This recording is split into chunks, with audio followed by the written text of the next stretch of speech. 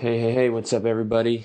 It's Justin Sarachik, editor of Rapzilla, and we are going live for Community During Chaos. This is episode 5, and we are going to be live with Warren Christian of Artificial Christian, Tyler Hates Life, and Josiah Williams. Yep. Hey, What up, man? what's going on, man?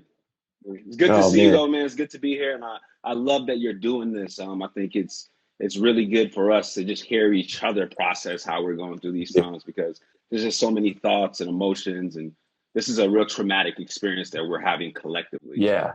Yeah, yeah, absolutely. And I just wanted to bring all voices together, like, yep, Black, white, Hispanic, yep, Asian, men, women, everybody needs to be part of this conversation. definitely, And also kind of celebrate the good things that everyone's doing in the community as well. definitely, And how to cope with what's bad, the bad that's going yeah, on.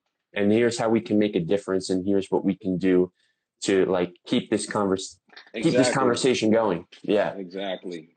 So for you, my first question for you is, how are you doing mentally, spiritually, physically over these last couple of months, which of course is Yeah. a loaded question. In February, his like I'm an artist, but I also before this I was working in like the logistics. My day job was in the logistics field, and an opportunity had opened up at my church to become a full-time pastor. So Right. I stepped into that thinking, well, there's no way that this can be crazier than the things that I had to deal with on a daily basis in logistics. So this is something I had been praying for a while, and I just felt like the call and the timing was right. So I entered into that, and the first week that I had the role as a pastor at my church, a guy gets up and just starts yelling in the middle of service, and like everyone's scared, everyone's thinking the worst possible scenario. Just with how prevalent mass shootings are in the news, everyone thought, okay, this is happening to us Yeah. now, and so that happened. And at the time, people with the best intentions were like, this is going to be the craziest thing you're going to experience. Like, there won't be anything worse than this. And two weeks later, there was like a global pandemic, and then we're not meeting as a church. And then Watch this. yeah, exactly, exactly. Just a reminder that we really don't know what tomorrow holds. And then after that, with the killings of George Floyd and Ahmaud Arbery, just we are back at a place as a country where we're confronted with the reality of racial injustice and the horrible ways we see that play out. And you know, Uh-huh. um, back in 2016, when this stuff like this was happening, to be honest, I wasn't the most bold. To be honest, I wasn't the one who wanted to have conversations about race and just. I almost just wanted to escape from it. In ways, I can understand people, when people have that emotions because, we all respond differently to trauma.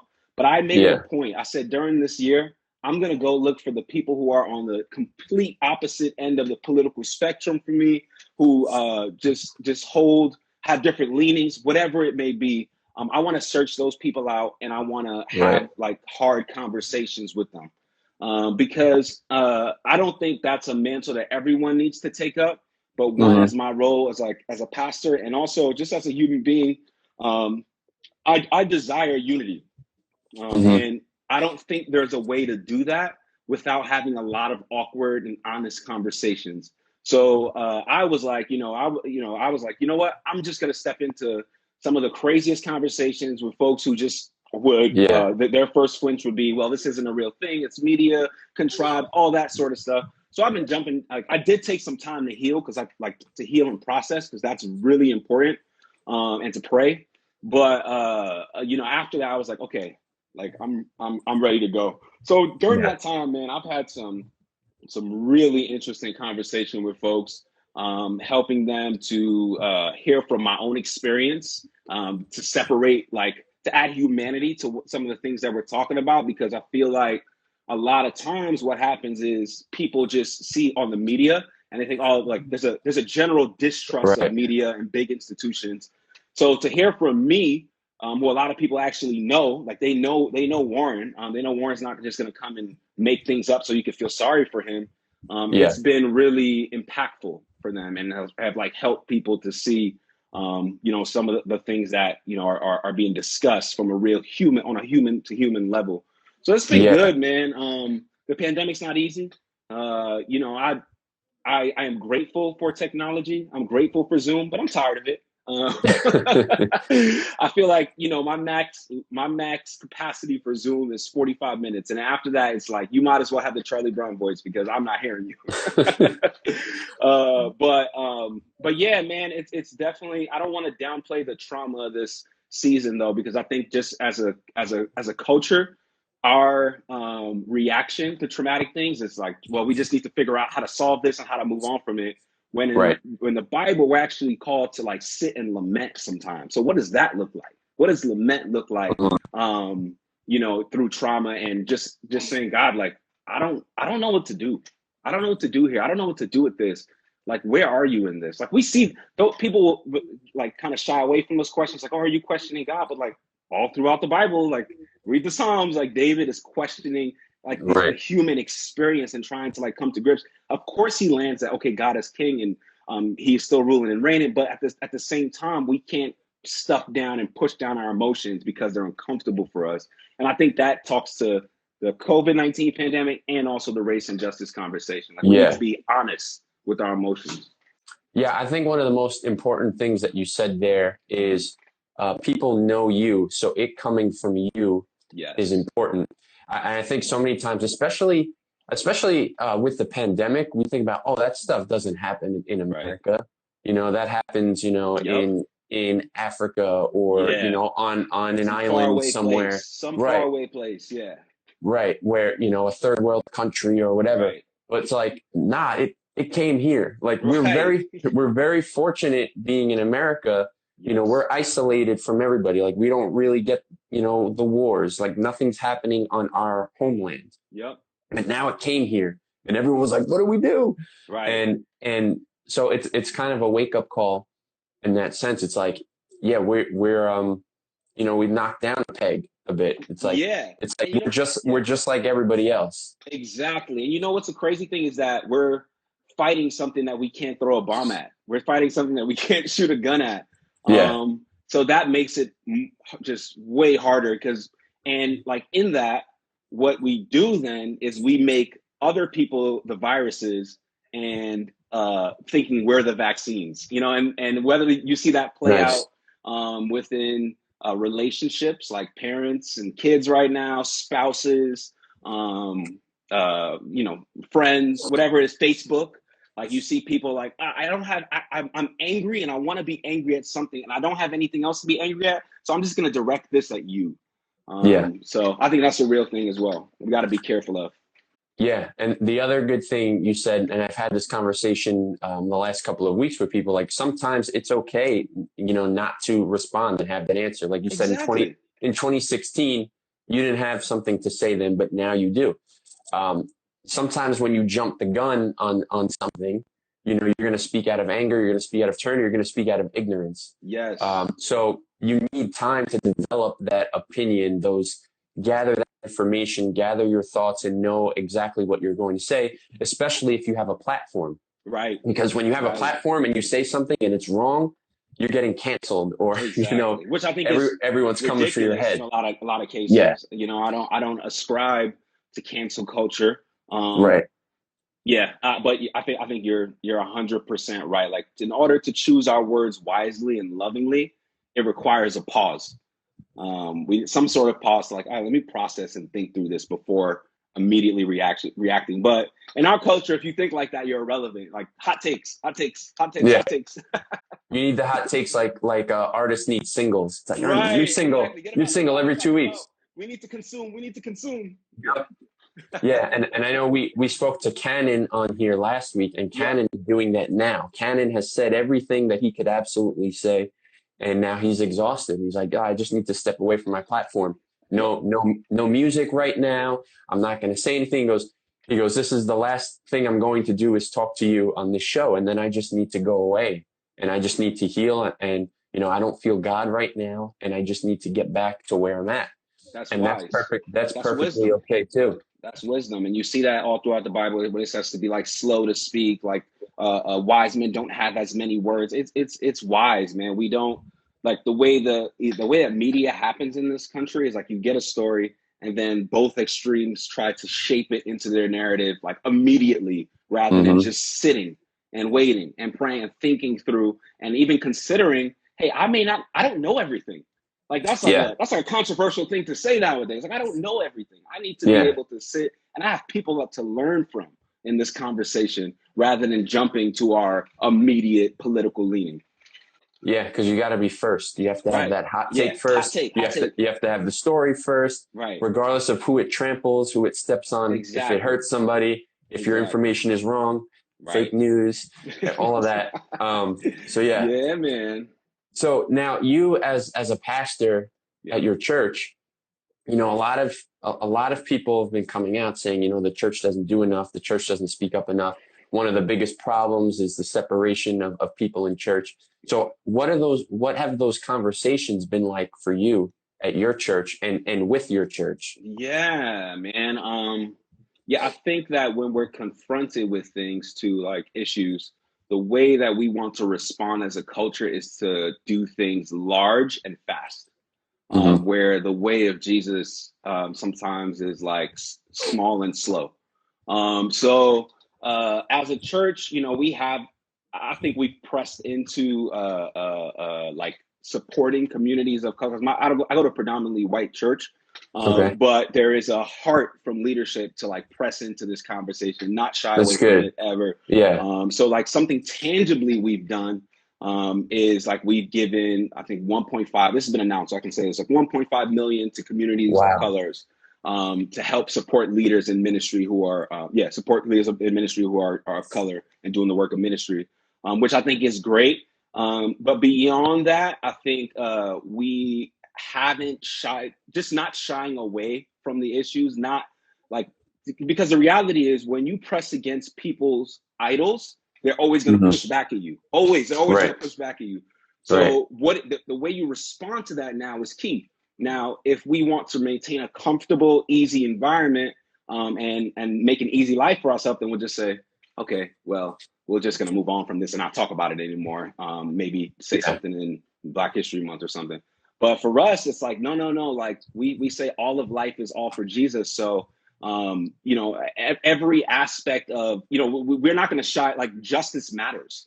And at the same time, like not espousing one political side over the other. Say, hey, Mm-hmm. you know what? We want to be unified. And the reality is the way the political spectrum works, there are idols on the left and there are idols on the right. So how do we Absolutely. acknowledge and recognize these things and then move to the center where Jesus is at? It's been difficult. I mean, we've gotten the crazy. I've seen, we put out a survey and someone said we're like a leftist quasi New World Order institution, and we've heard all sorts of things, but we're not going to stop this conversation because it's important. And the gospel is not just I'm a sinner and I was saved. It is that and more. So it speaks to these things, you know, we would be doing a disservice to the gospel if we don't talk about it. Yeah. Right. And one thing I'll add to that from what you're saying is kind of how you said it's hard to kind of like force past people different Yeah. things. You have to think about, I think a lot of people don't consider that a lot of people think that like this is kind of like their belief Right. or like that's coming from God. Like this is how they're supposed to react. So when you're telling them like something is wrong or something is not the way they think, to them, you're saying, well, God's not speaking to you or you Right. heard from God wrong. They say, no, well, you did because this is what I believe. Yeah. So it's not always as simple as like, why can't you just get it? Because you're trying to change basically someone's whole entire like existence of thinking and what they Exactly. might believe in. Exactly. And So that's hard work. And the reality is, this is the hard part of it, is that the gospel is for them too. Like you know, like people will say, oh, you just don't get it. Like now you're you know, you're I can hardly I doubt your status as a believer now. Like mhm. people will go there when really like when someone is racist or espousing racist views, it's we guilt is not going to help them like get to where you want them to go. Right. You actually need to respond. You actually need to remind them of where their real identity is, and that's not in their race. It's being known and knowing God. So yeah, like there's a degree of patience that's required. It's hard work. There's a degree of long suffering that's required. Yeah. It's not when it comes to laws. I think laws can change quickly, but hearts change slow. Yeah. Yeah. Oh, absolutely. That's Yeah. perfect. So aside from some of what you were saying with the donations and the Sure. conversations in the church, have you actually been out, on the streets? Were you at any protests? Have you done any community Yeah. work for COVID? Like anything? Tell me a little Yeah, bit about man. that. So as far as protests, yeah, we did our church. I think the churches in Phoenix are really good about being connected with one another. So which is the way it should be, but we get caught up in denominations and all the crazy stuff that's not Yeah. even a thing. But we came together. We did a protest in front of the Capitol in Phoenix. It was thousands of people out there, and I haven't been able to get out much more than that, just because of family stuff. Like I got a 6-month-old and I'm trying Yeah. to balance a lot of things. So, I've been supporting folks who are getting out there, and I think for protests is really important. It's important. So, yeah, we've I've gotten out there, protested. As far as COVID-19, man, like this has been like the most hard and beautiful season at the same time. And I say that because of this. So what our church did, and I was helping to lead this up, is we created this help forum where people who have lost finances, Mhm. some sort of economic impact loss due to COVID. Like we created this forum, and like I've been buying dinners and groceries and like Nice. a million different things, furniture. Like we've just been helping each other out, brother and sister, stepping in the gap for those who have lost something, for those with us who haven't, and Hmm. that has just been beautiful, man. We've had families that's just like overwhelmed with the love that like they get It's great. from their brothers and sisters. So it's been really good. Yeah, that's awesome. Yeah, Um, so you mentioned your daughter, 6 months yeah, old. So yeah. you just dropped. Is it a project, a full project, or is it the song "A I Time Such as This"? I dropped a full project Yeah, a time such as this. Yeah. yeah. So can you tell us maybe about the Yeah. message of that? Because I know it's about your Yeah. daughter and kind of the world that we're in right now. Yeah, man. Like, I'll be honest, I didn't originally intend. So I record, maybe not as intentional as many other artists who do beautiful work and do great work. I kind of just record what is put on my heart at the time. Yeah. And so I didn't go into it thinking, all right, I'm going to put a project together about COVID-19 and racism and all this stuff. But it kind of just came together that way, and being a father. So a lot of the project really covers that. It covers like my anxiety around being a parent, because of my Yeah. own brokenness. It covers just how reminiscent this time is of 2016 and the emotions that I felt during that time when it comes to the Hmm. race injustice conversation. And it just covers just my experience now, like of so much change that's happening within my life with being a pastor, the COVID-19, like being a father, all this sort of change, which I feel the test it's a tension that like a lot of us are feeling in different Yeah. ways in our lives. So I wanted to give a voice to that. And I think it's been received really well. Folks have really said like, hey, like this really spoke to me during this time, and Yeah. I'm glad you made it. So I'm glad folks are liking it. And I'm glad God has put that on my heart, because I felt I feel it's a very timely project. Yeah. I know. Having a baby, a newborn during this period, was she born in January or December? She was born on Christmas Day. Christmas Day. Okay. The Yeah. one last bit of purity happened before we entered the new year. Exactly. One One last Christmas miracle. One Yeah. Christmas miracle beforehand. And you know what? Even with that, like I have a song on there that you mentioned like a couple weeks ago, "Let God," and I talk about that moment because my wife and I and her parents, we're obviously celebrating this beautiful moment that's happened. But in the Yeah. waiting room, there's these parents who just lost their daughters. And it's like, that's life. Like, there's always going to be that gratitude for all the good things that we get to experience. But at the same time, there's this groaning for like, oh man, like things are still not perfect yet. And we still have to Yeah. experience the pain and loss and the effects of sin. So, yeah, man, I didn't mean to drop No. like to lower the temperature of that moment, but it's just like the tension that we always have to wrestle through. Yeah, it's crazy. I mean, my son just turned 10 months. Uh, Hey, I don't was it today or last week? I don't even remember because time is awful right now. But yes. so yeah, just having this baby. My sister actually had a baby the week of quarantine starting, and Mm, she lives in Montana, so obviously it's not as extreme as in New sure. York. But my parents went out to visit her, and they to be with her when she had the baby, but they couldn't even go in the hospital. They had to like Yeah. from the window outside of the hospital. Luckily, she got a room right next to the window on the first floor. Oh, So that's how they that's were able to see it. But then they wound up stuck in Montana for almost 4 months. They were only supposed to be there for 6 weeks, oh my. but everything got closed down. So it's just like all this craziness, but then you get a miracle of a life Right. during the craziest times. So there's always a perspective that you can look at that's just like, all right, God was here. God was Exactly. here through this. Like even with the race and justice conversation, right? It's hard. Yeah.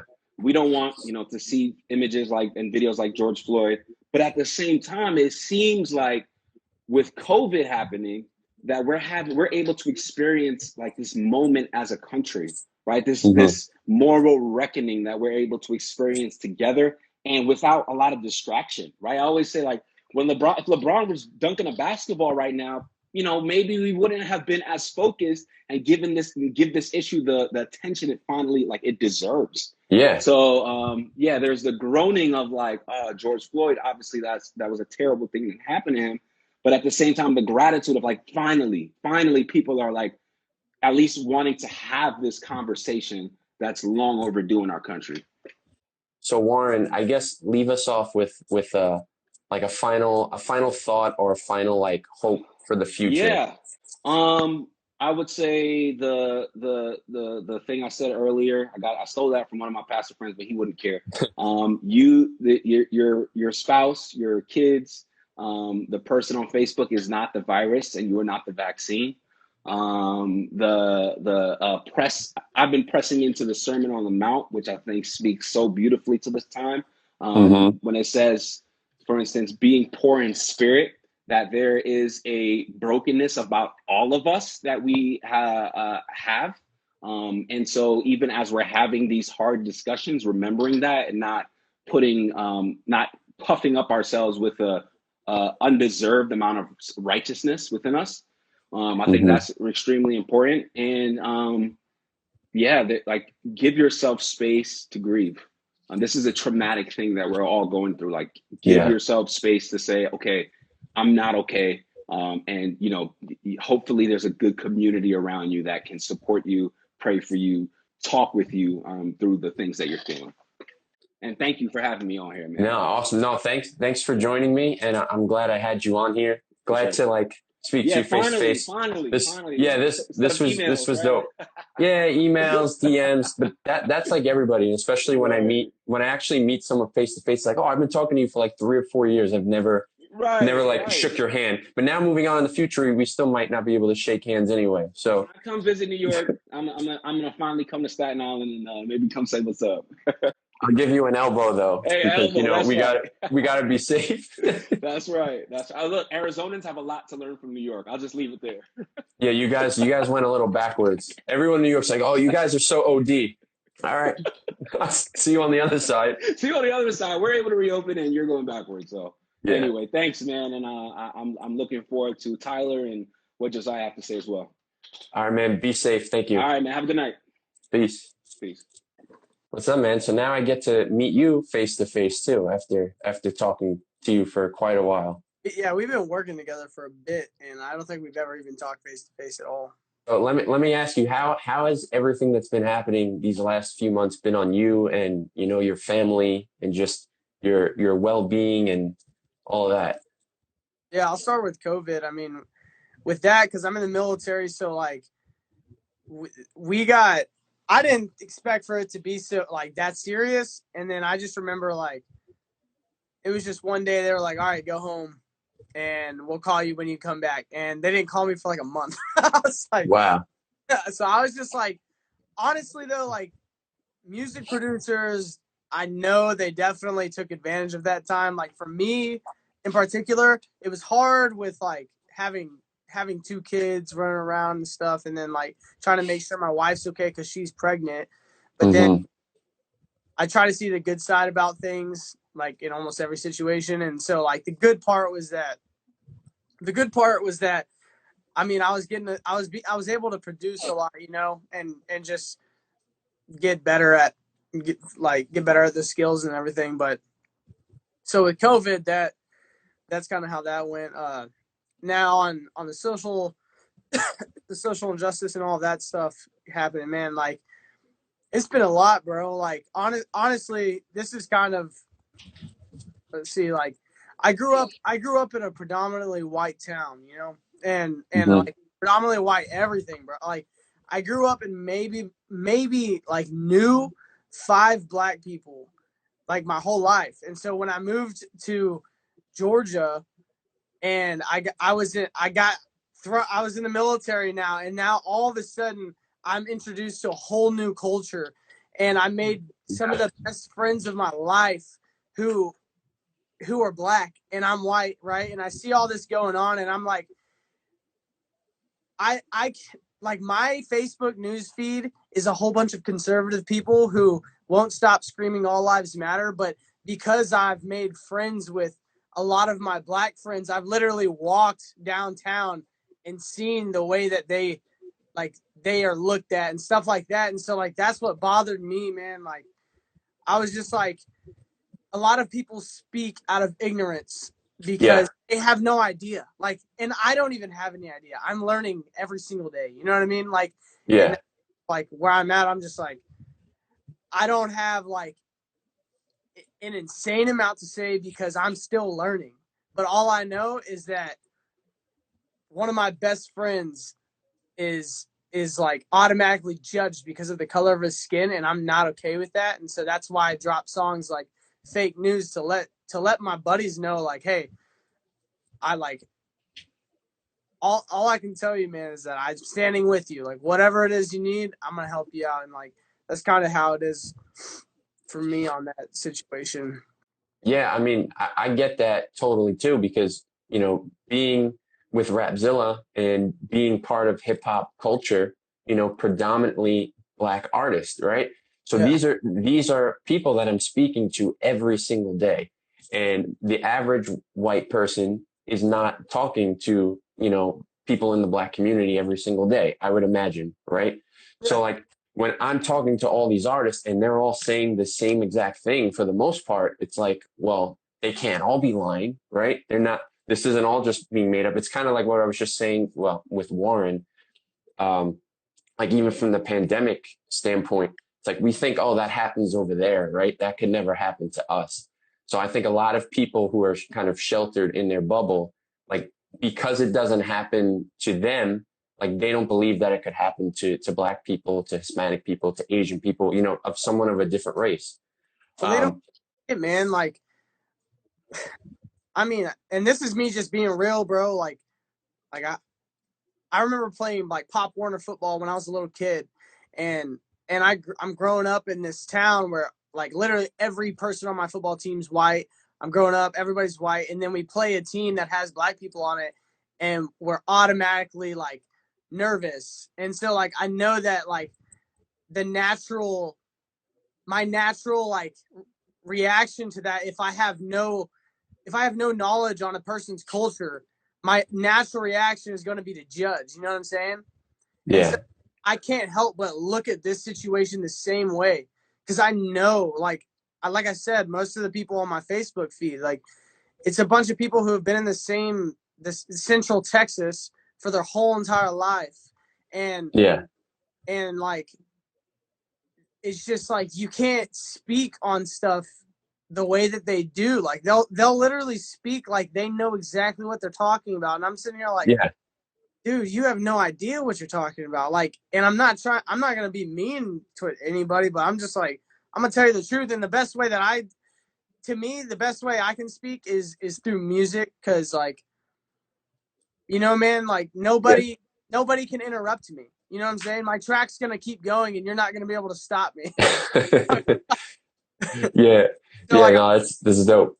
you know, I'm gonna sit there and like that's just what it is. But yeah, no, I Yeah. mean, it's definitely been something that like, I don't know. I feel like most military people, it does bother us, man. Like cause there isn't, there's no like segregation there. Like literally, no matter where you go, it's very like diverse in people and stuff. So like you start to like lose that mentality that I grew up with, and then all of a sudden it pops back up again, and you're like, oh my gosh, y'all are crazy. Yeah, this is a thing Yeah, because when you're in the army, you're brothers and sisters in arms, right? You're all equal to each other. You're all fighting with each other, for each other, living together, doing everything, right? So that's almost like it almost desensitizes you into be like, oh, everything's great because like we're all together all the time. But then when you leave that bubble, it's like, oh man, this is what it's actually like. Like yeah, we haven't had that experience to break bread with people that are different and all working towards the same goal. yeah. So yeah, understandable. So you mentioned the song "Fake News." Now I remember when you sent "Fake News" over to us at Rapzilla like months ago. That was a totally different song. I And know, then you put this one out, and I was like, wait a second. I was like, what is this? I was like, this is really cool. So how did that new track come about? Like reflecting the Black Lives Matter, and what was the reception on it when you dropped it? dude. That song was so crazy because I wrote the hook. Check this out. This happens so much with my songs. I'm sure it happens with other people's songs too, but like it's a lot with my music, man. Like I wrote that hook about a year and a half to 2 years ago. Like that's like, and I literally sat on it. Like I was like, I know this hook is fire, but like I just feel like there's something important to be said with this hook. And so like Yeah, originally I sent you that song I made, and like personally I still like it, but it's like the hook was so good that it's like you could, like what Chad was telling me, he's like, man, like it's good, don't get me wrong, but the hook is so good you could figure out a way to make it impact people. And you have to say something with it. and literally I wasn't even like I've written this song 3 times now. I literally Yeah, have different versions of it. And like, man, I had the first 2 versions, and I was just like, well, I guess I'm gonna just like sit on this and see when we release it. And then I saw this go down, and I started writing a song to it, and I was like, man, like that's never how I write music. Usually it just comes. Like I don't just like sit down and like, okay, I need to make this song. Like it just flows out of me, and then it just clicked. I was like, bro, Fake News is like was written so long ago. It's like meant for me to write to this, and that's just kind of how that went. I was just like, gotta do it. But yeah, yeah. I remember because after rehearing it, I was like, wait a second, that this wasn't what he sent us. I was like, there's no way that like he would have predicted the whole future if this was the original song. I know, Um, yeah. but yeah, so how is that received from a lot of your friends, family, fans? I had most people. I was surprised actually. I'm not gonna lie, because like, uh, I thought, what was the process in picking a beat? I'll answer Justin real fast, and then I'll say that. But I was surprised because I had a lot of actually like really good feedback from it. I honest to God released it and was like, I'm about to lose half of my hometown friends. Yeah, Because like I say Black Lives Matter, and all of a sudden I'm like a super liberal, blah blah blah blah blah, and I'm like, no, man, I like Black Lives Matter. Like that's just like what I'm saying. Like I'm not trying to get super political with this. I'm just trying to point the facts out, and that's what my song's about. Is like I'm not leaning one side or another. I love my brothers, and that's what the song's about. It's that simple. And like I had some people like on the comments. You saw the comments. There were some crazy comments. I mean, it was mostly positive though, which is super rare these days, especially when it comes to something really polarizing or only polarizing for whatever reason that it's polarizing. Because to us, it doesn't really seem like anything controversial, right? On it, but you being in the military, uh, there seems to be a lot of people that take offense with kneeling, whether it's Colin Kaepernick or whether it's the people at these protests kind of kneeling in solidarity. I'm finding like a lot of people have problems with kneeling. And I'm told like kind of kneeling is something that was like for the military, like a respectful way of doing something or protesting. Do you have like an opinion or an idea of what I'm talking about? Are you asking like what's my opinion on kneeling? Yeah. To me, dude, I was talking to my buddy about this. His name's Joe. Like, and I'm just gonna be real. I have met a lot of black friends that I have now, but I have one who's very close to me who he's the reason that I have specific I've like changed my mindset because he has helped me figure out, or not necessarily figure out, he's just like educated me on a lot of issues he has to deal with. And so to me, man, this is like it's almost the same as the 4th of July thing, man. Like we're celebrating a holiday that has nothing to do with you know what I'm saying? Like I'm not gonna be mad at somebody who doesn't want to celebrate the 4th of July because it was like they weren't even like free whenever that you know what I'm saying? Like that's like when someone's like kneeling during the national anthem, like stuff like that, like I'm not like even mad about that for real. I don't know. I can't. Well, you were technically fighting for their right to even be able to do that too. Yeah, so but for you, they're just exercising it. I'm fighting for their freedom to do what they want. You know what I'm saying? Yeah. Like I'm not fighting for their obedience. Like that's not what I'm doing. You know what I'm saying? Like I want, like that's why I joined the military. Like I believe in freedom, and freedom is the ability to express what you believe. And you know what? We have a serious problem going on in our country. Police officers are lazy enough to get caught like killing and being racist. Like they're that lazy. That's, to me, you have a problem with police brutality and racism if you're that lazy that you're getting caught on camera. Like that's just how it is, man. And so like yeah, dude, like I'm not against it. Like if people I want people, you know, man, like the only way we change is by standing up. And sometimes it takes like some violence, or it takes something as crazy as standing or as kneeling during the national anthem. But like, you know what? If he didn't, like, if Colin Kaepernick wouldn't have done that, people wouldn't have listened. But you know what? He did it, and people listen. You know what I'm saying? Like, yeah, I mean, stuff has been happening. Stuff has been happening as a direct result of these things that have been going on. Like laws have changed, perspectives have opened up, and great conversations have happened. So for people to be like, "Oh, it doesn't do anything," then you're not listening, because it is, and it's impacting people. If we wouldn't have had the riots, and if we wouldn't have had all the protests going on, the officer who killed George Floyd would have gotten in trouble, but the rest of them wouldn't have, more than likely. And because of the riots and the protesting, they're all in trouble now. You know what I'm saying? And it's not going to stop though. Like I put a post the other week or like last week, because it's like the media controls everything. And I'm sitting here and I'm just like, what? So what, was it just like a trend or something? Did Black Lives only matter because of the trend? And so Yeah. I'm just like, hey, since the media has stopped talking about it, Black lives still matter. And like, I mean, there's still people like, I don't know the names of the officers, but I know that there are officers who still need to be arrested because Breonna Taylor's the officers in that situation.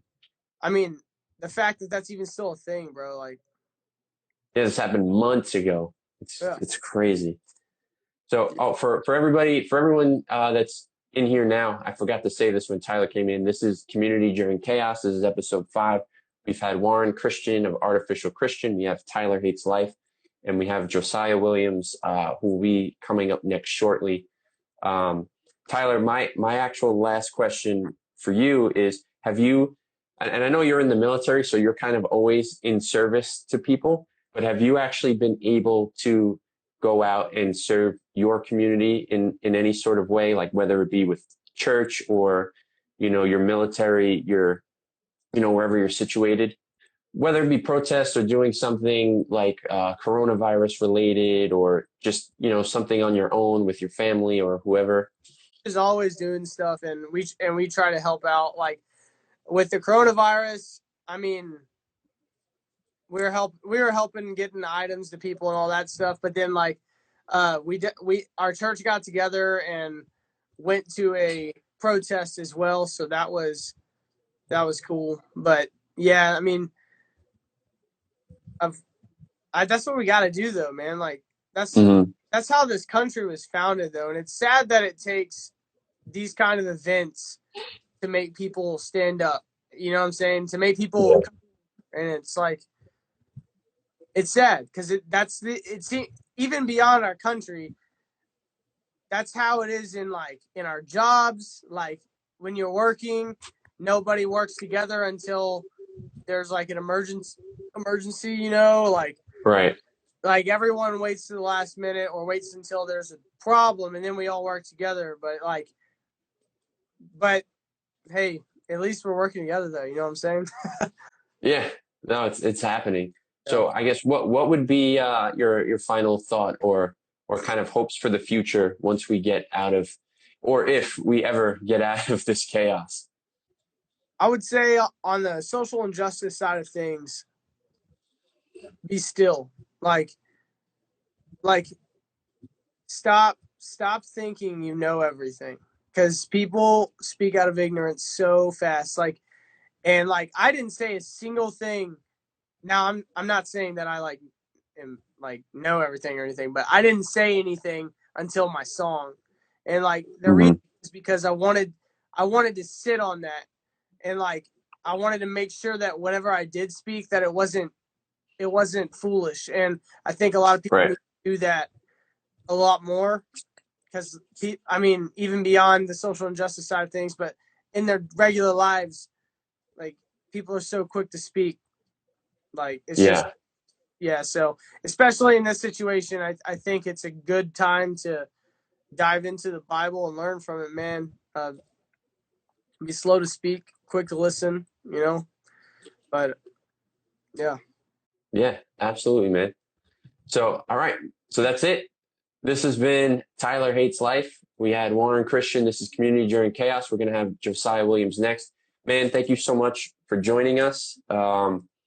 And just safe well-being and blessings on you and your family, especially with your pregnant wife. And keep being a voice out there. All right, I'll talk to you. All right, bro. Thank you. Thanks. Yo!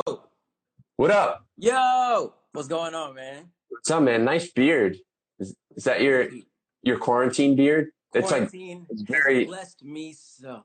It's just with the you had the comb ready because he's probably gonna comment on it.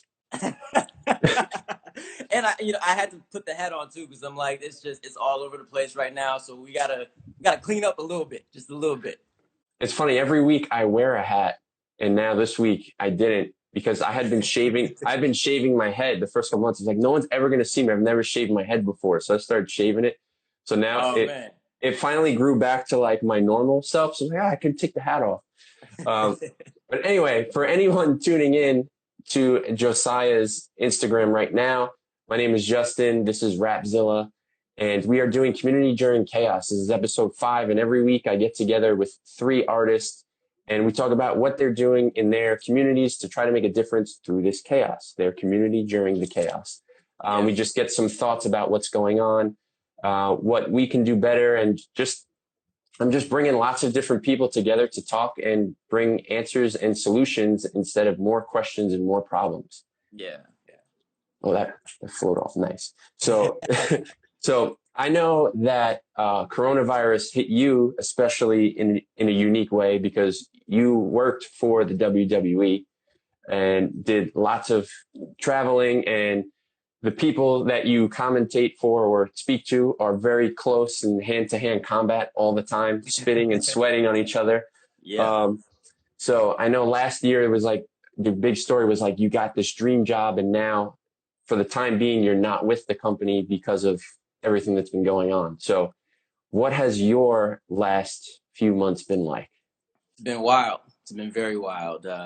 In March, right at the beginning of the month, I went over to England for NXT UK. My first time out of the country, with the exception of Canada. So it was a really cool experience. Yeah. But as we're going over there, you're walking through the airport and you see all these news clips like, this is going to be a very interesting time for our country because these things are happening. And I'm like, oh, yeah. I'm going overseas right now. It's a very interesting choice. So then, a couple weeks after that, so much happens. It's like just back to back to back. Yeah. So in the midst of employees being released and furloughed, in the midst of allegations against talent, in the midst of COVID-19 continuing to soar on a daily basis, in the midst of racial injustice taking over literally the world, police brutality seeming like it couldn't have gotten worse and got absolutely worse. It's been difficult, especially living in this new state and kind of just taking all of this in. But I'm doing my best and choosing to remain positive and staying inside literally like 100% of the day. So it's pretty good. Well, you're in Florida, right? So you are where I was at 2 months ago. We swapped. They're letting us go outside this week, and now all you guys are inside. So that's crazy. It's stressful. It's very stressful for the purpose of people just aren't listening and people want to rebel because that's like the thing right now. So yeah, I've definitely been staying inside and just trying to keep everybody, and by everybody, I mean myself and my wife, healthy. Yeah. Well, fortunately for you, Florida has a lot more open space, and I guess most parts of it than I do in New York City. So you might be able to do. You guys should be able to pull out of this and do a little better. Yeah. So but you were kind of like laid off or you were furloughed, but like there's a hope that you'll be back with the company, right? That's the hope. So initially, they gave us a date that said, hey, we want to bring everybody back by this time. That didn't happen. So I'm still here. I'm still hanging out. And it's one of those things where, the first day when I got the text message, I'm like, okay, I was prepared for this. I thought this could possibly happen to me. Yeah. The days after that were very difficult. Very, very difficult because you're in a situation of you're always at work. There's just so much going on because we have shows, all types of throughout the week. And then you're doing nothing. There's no communication. You're doing nothing. And there was a lot of stuff that, on the inside of myself that I'm like, I'm dealing with, I'm processing. So I think it kind of took a while for me to get to the point of like, God's in control of this. But it definitely was not right away for me. Yeah.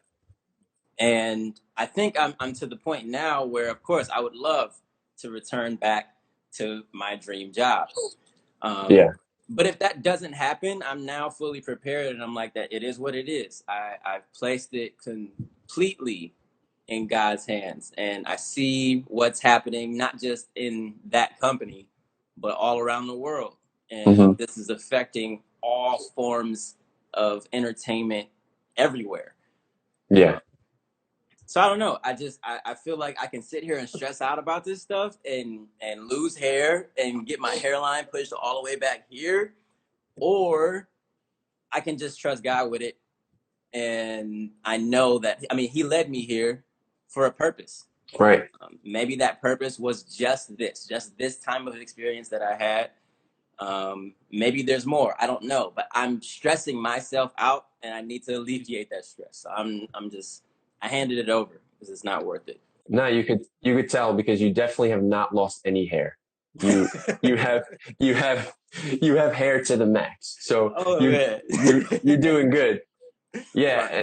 I remember, reading about all the wrestlers and stuff like go, and then I texted you and like an idiot didn't even consider that like you could have been one of those people next. And I made like a joke, and then I didn't hear back from you, and then I read about you and I was like, oh my God. I was like, I got to apologize to him. I'm so dumb. But no, man, it's all but good. no, I'm glad that you're doing well now, and you're able to do your wrestle and flow again at least, and you're still able to continue kind of the momentum that you built up with the company, and you still have this platform, so that's incredibly dope. Now, because of that, that platform boost that you got from WWE, have you been able to, take part in any, important discussions or dialogues or community work during, this last couple of months? I'd say discussions, yeah. There's a guy named Gary Moore in the city of Peoria, Illinois, where I was before Orlando. And when I moved to Peoria, we were immediately connected. He's a prominent guy in the community who also drums and is huge on music just like I am. And we were just able to have some of those kind of deep discussions that you're not able to necessarily have while working. At the time, I was working for the city government and for a member of Congress, etc. He called me not too long ago, and he did this really cool podcast where he spoke to people around the country to see how COVID was affecting them, one, and what message of hope you have for other people in the process. So I represented, I guess, the southern part of the country for that. Really, really fun. Just to be able to talk openly about it, especially to someone who I completely trust. One of the hard things in the midst of all this, being married to someone who has some pre-existing conditions that doesn't allow us to protest. Yeah. Who's a little bit more at risk than other people. So I'm finding ways to speak, but right here at the kitchen table. But two, as I'm doing that, I also felt really frustrated because the people who were reaching out all of a sudden after the death of so many Black people in our country, it didn't feel genuine. It just felt like, hey, can you come talk on my podcast because Black Lives Matter is the cool thing to talk about. It's a hot topic right now. Right. And we're going to ride that train. And me as a Black man, I'm like, I'm frustrated. I'm speaking at that time, frustrated about that because it's like, yo, there was never a time before this phone call, before these text messages where you reached out to talk. But now that you realize I'm Black, now it can help your views to talk about Black Lives Matter. So I wrestled with that for a lot, no pun intended. And I was like, it's really, really hard to give of your opinions when you know that people are just kind of using it because it's the hot topic at the moment. So I stepped away from social media for a while just because watching all of it, listening to all of it, I just continued to grow more and more impatient and frustrated, and I knew that I wasn't really helping out myself or anybody else.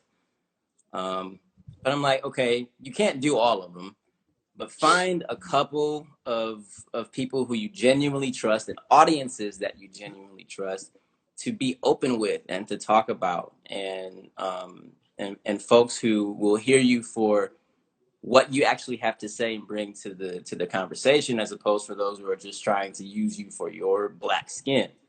So I've been enjoying being able to contribute in the forms of, hey, here's a cool song that I'm listening to that you can listen to while you're either on your way to the protest or back from the protest. Here's an article that I read that specifically addresses police brutality.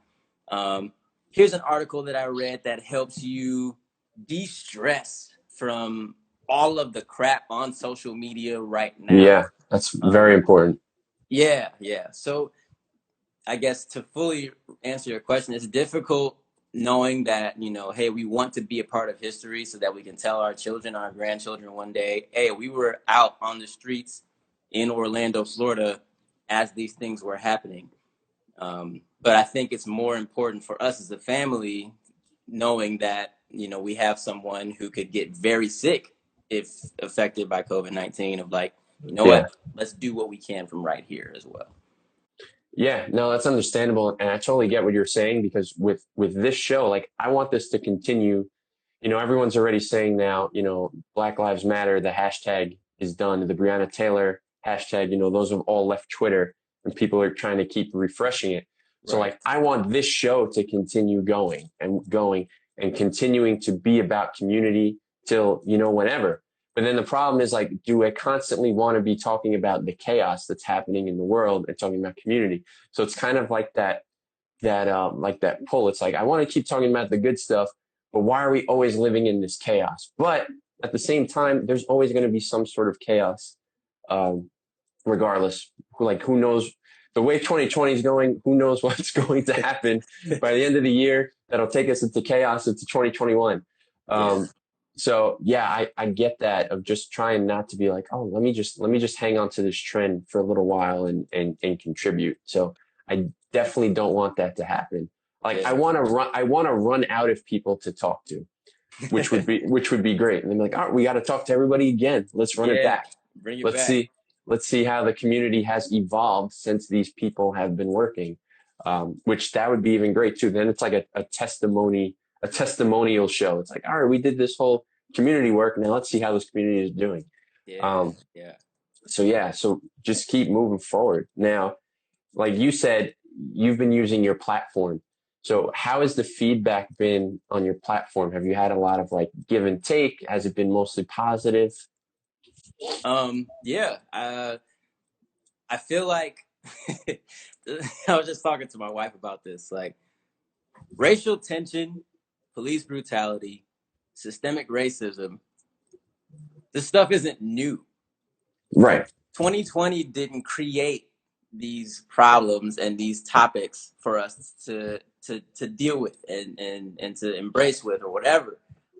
These are things that we've been talking about. It's just like, I guess now that everyone's sitting at home, everyone's at home, they have, everyone's eyes are on it right there. So I think for me and my audience, like, most people understand what I'm about and what I stand for, because the past few years, without WWE and without the Christian hip hop following, whatever it was, these are the things I've been talking about for my whole life anyway. Right. So the feedback is mostly the same as it would have been 3-4 years ago without any followers really at all. I think the difference now, though, is that social media is the cool place to be racist. Social media is the cool place where people can, like, pick a fight in the comments and just create controversy because they'll get likes and clicks and everything else. So feed off of it. Right. It's like, it's an adrenaline rush of racism. It's like, I can gather everybody if everyone's liking my comment, I know all these people are in it with me. My whatever stance I'm deciding to die on today, for whatever reason. So it's interesting. I feel like that's the difficult part for me, of like, I can post, a 100% backed by facts, backed by scripture, backed by, quotes, a great message that hits home, that powers, like, through your mind and your heart. And there's still going to be that one account, that one or two, accounts that come in, drop a comment, and sets a bomb because they know that they can get other people to comment. I may not respond to it because I know better or whatever, but that's the hard part. Is like people now, even if they don't actually believe what they're saying, people are getting paid to be on social media and cause disruption. It's a job now. It's an algorithm. It's a thing. So I think being able to use the platform to speak earnestly and speak honestly, and just I haven't changed, and it's been there. This is who I've been. Showing people that this is true and not just like the cool thing for 2020 is the greatest thing that I could have done, I guess. Yeah. Yeah. And for everyone watching, usually those people don't have a picture of their own face in their profile, and their birthday is in their username. There's always like four like Johnny Boy, 1984 or something like that. And then you're like, oh, I know it's about to go down right now. Or for like the wrestling community, it's like, it's at John Cena X2X. Like it's at Dwayne The Rock 345. Like it's the people who create a persona, and it's bad. It's bad. They answer you in character that they aren't. Like how would The Rock respond to this guy? I'm gonna do that right now. Right. So as an African American in entertainment, have you ever felt that it was harder for you to gain opportunities, and why not? Oh, for sure. Like, yeah. Absolutely. And I know like you're newer to entertainment as far as being on TV, but as a rapper, you've had other experiences as well, I'm sure. Yeah. So I think of a few different things with that. Switching over from hip hop to Christian hip hop in general, that changes a lot. You were just on stage with Chance the Rapper the day that his Lil Wayne feature came out, and then now all of a sudden you're talking about Jesus. Wait, no, we don't want to put that on the radio. We're not gonna support that at all. On top of the fact that you're a young Black guy, our market is pretty much like contemporary Christian that looks not like you. In between a lot of this stuff too, I worked for a college basketball team as an MC. And even in the midst of that, I proposed a bunch of really cool ideas of not necessarily even being the ambassador of the team, but like, hey, what if we do a music video for this? What if we celebrate, this specific home game against this team with these things? Like, it was like, hey, that's not our audience. I don't really think that we can do a faith and family night with Christian hip hop because this and that. I've always noticed that. WWE, the world of like, hey, you're a young, talented Black guy who just showed up. Sure, you've got this ability as a rapper, which we haven't really seen, but let's kind of test it out first. Just we got a little bit of that, and that's fine. It's just you always notice. Well, did you test it out with this specific person when they brought their idea? Did you test it out with this woman who, when she showed up, she was new but had her idea as well? That's always a thing, and the answers. Like, you always know, no, they didn't. Of course they didn't test that out. Of course it wasn't. It is what it is. I think the difference is how I choose to present myself of, you know what? I'm not going to let this stress me out. I'll call it out when I acknowledge and see that it's a problem, because what do I have to lose? But I do have a career that I want to grow in, and I have goals just like absolutely everyone else. But I feel like I can take the time to be patient with it and slowly and steadily show people like, hey, I'm not going to quit.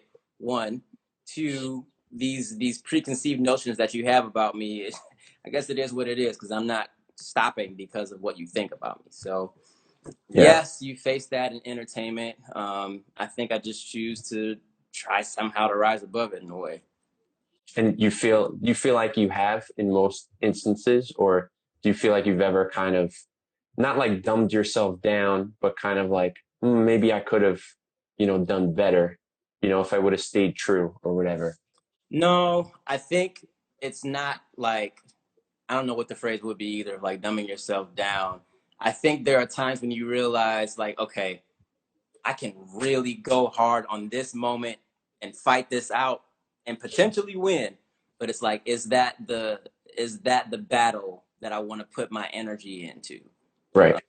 Is this even worth the fight?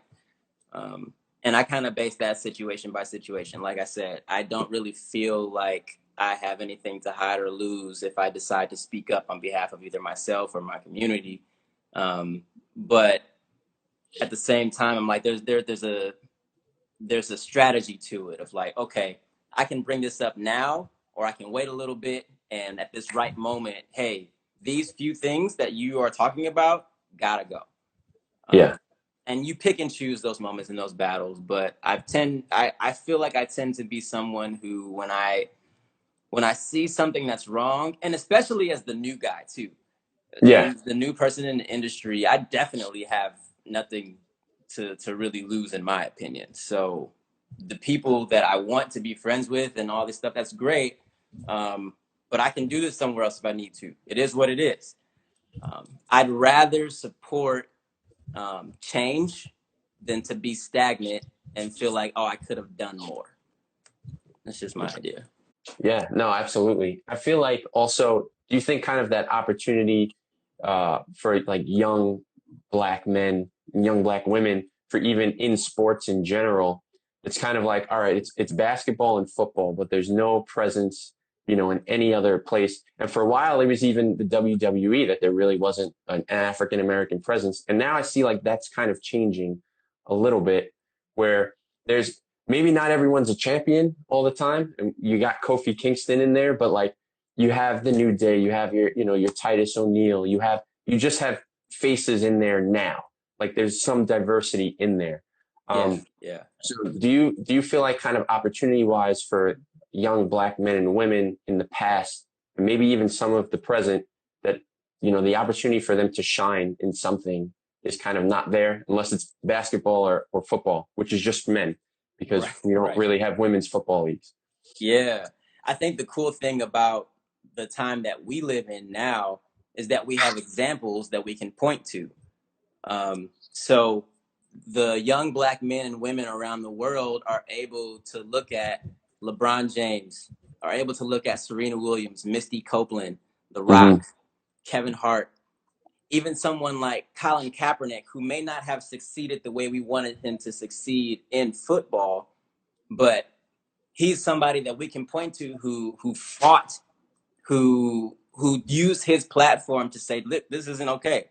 I don't even have to play. I would love to play, but if that's what this is now, then that's what this is. I will go out on top right now and risk it all to put this message out there. In WWE, people like the Street Profits, and even someone who hasn't even gotten all the way up to there, like Malcolm Bivens, who has such an amazing platform and speaks to everyone. Simone Johnson, who just got to NXT.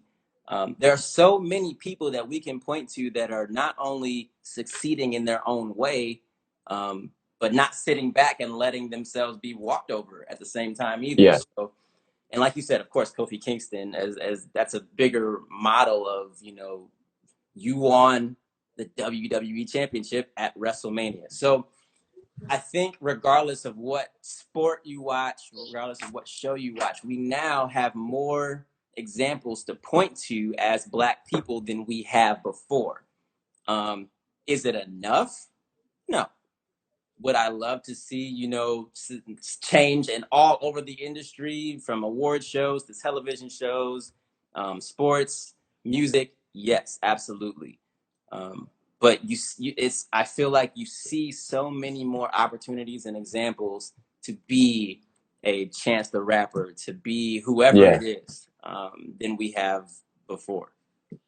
Yeah, and I think the cool thing, like mentioning Chance the Rapper, or even a LeBron James, or someone who I've spoken to many times, Titus O'Neil, it's like not only are these, athletes or people kind of at their top, their peak, but they're also like outstanding people that are giving back to their communities and being a good example for others around them and the communities, and people can have something to aspire to.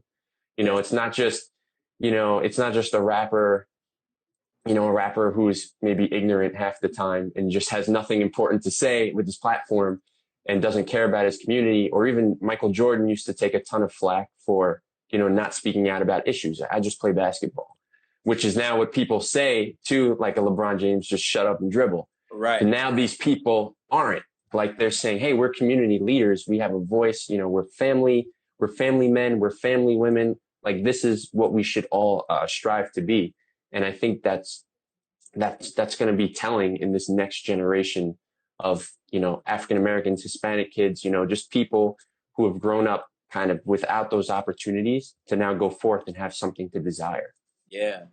And it's just, man, it's kind of crazy when I really think about like my inspirations and the people that I pick and choose influences from, even, within Christian hip hop and outside of Christian hip hop. Like, even just thinking about someone like, Jamel Hill, Dave Chappelle, like, there are people all over the industry. There are people all over the world that are using their platforms to at least say something. It's cool. It's so cool. And having Instagram, having Twitter, having things where not only do we get to read the comments and share what they're actually saying, but like that lives there. That's how we're getting our message out. It's really cool when you get a chance to just sit there and think about, like, 40 years ago, they didn't have any of this stuff. Look at how we're being, able to send our message out to the world. It's wild. I love it. Yeah. So for you, what do you hope comes out of this time of, I'd say, unity for a lot of people, kind of reflection, and, for lack of a better word, chaos? Like, what do you hope? What's your, I guess, dreams for the future out of all this? I feel like this is a point in our lives where, regardless of what your opinion is, you at least know now. There is no excuse. A few years ago, we would have been like, hey, there are still people who don't know the issues, quote unquote, because they're choosing not to, whatever it is. Everyone's at home. Everyone's stuck. Everyone's in the exact same position. There is no excuse anymore because it's all over the world. You have to face it because it's on the news. It's on your phone. Whatever social media platform you use, it's right in front of you. The entire world sees it. So I hope that more people are listening now more than ever. I don't know if that's actually happening, but that's my hope, to answer your question. Of like, we have a chance to get our message out to more ears than we ever have been able to before. Who knows what happens? This is an election year. We all have seen how that goes. And it's scary also because of this pandemic of like, how does that affect voter turnout? How does that even affect the process as a whole, right? But yeah, man, I would love for this time 20 years from now to be looked back on as like, hey, more people took the time to listen to underrepresented communities all around the world and their issues. And we were able to see what that change was 20 years from now. And I would love for it to be sooner than 20 years from now. I don't know. Yeah. But yeah, just that people would take the time to hear what we're saying, to actually understand what Black Lives Matter means, as a, not just a phrase, but as a full collective movement. And that people understand that, yo, this isn't a new issue. Police brutality isn't new. And then, of course, most importantly, that we're able to see what God is doing in the midst of it, and that we're able to draw closer to him in the midst of all this, which I think finally a couple of weeks ago, I realized, like, yo, this has been able, literally being at home with nothing really to do most times. Like, I feel like I've prayed more than I ever have. I feel like I've thought about my faith more than I ever have before, because now I'm forced to be still. So Yeah, that's my hope, man, that we're able to point to this time later on in life and say this created a huge change for the world. We'll see. Dope, dope, dope. Now let the people know real quick what you got cooking, where they can find you, follow you, what you're doing. Just plug away. Go ahead. Take your time. Ladies and gentlemen, my name is Josiah Williams. I'm so thankful that you were able to sit and listen to myself, to Warren, to Tyler, and to all the other episodes before this, and to all the other episodes after this. Just thank you, and thanks to Rapzilla for taking the moment, specifically to Justin for inviting us to this conversation. This is dope. Now, you're probably wondering, where can I listen to this guy's music? I don't know who this guy is. He talked about WWE. He's the shortest wrestler I've ever seen. Please. He's such a great guy. Like, where can we find out more? Not a wrestler, by the way. Yeah, check out just myself, Josiah Williams, on Spotify, Apple Music, YouTube, Tidal, wherever you get music from.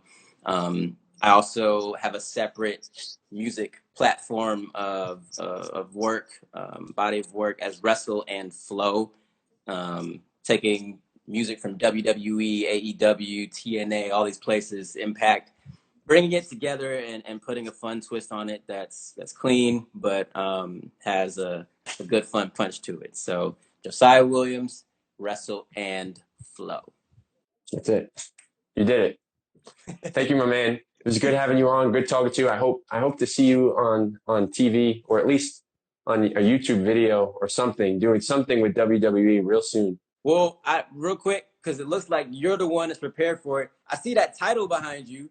So I don't know if you're like getting in the ring. I don't know what you're trying to do. But we'll work together on that. We'll figure it out. Yeah, I'm a pretty good wrestler size. I'm like 6'2", 185. Okay.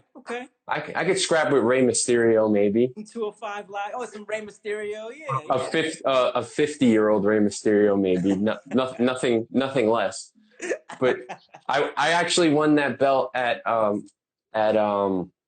Royal Rumble. We filled out brackets and I won the Rumble. So nice. They're like, oh, you take home the belt. And then we're supposed to bring it back the next year. And then the next year I didn't go. So I left the company with the title. You CM Punk the title. That's hilarious. Yeah, I left. I went to WCW with the title. Thanks, man. This has been dope. Yeah, man. Appreciate it. Stay in touch. Let me know. I can't wait to see what you got going on.